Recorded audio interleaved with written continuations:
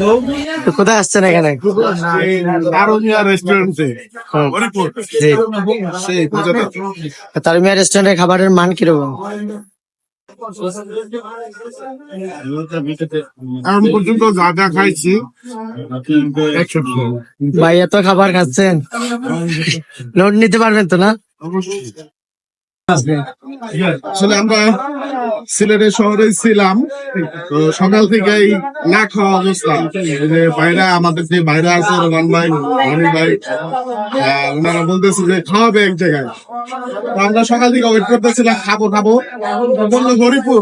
হরিপুর আসছি, একটার পর একটা হোটেল পার হয়, গাড়ি থামায় না, খিদা লাগছে।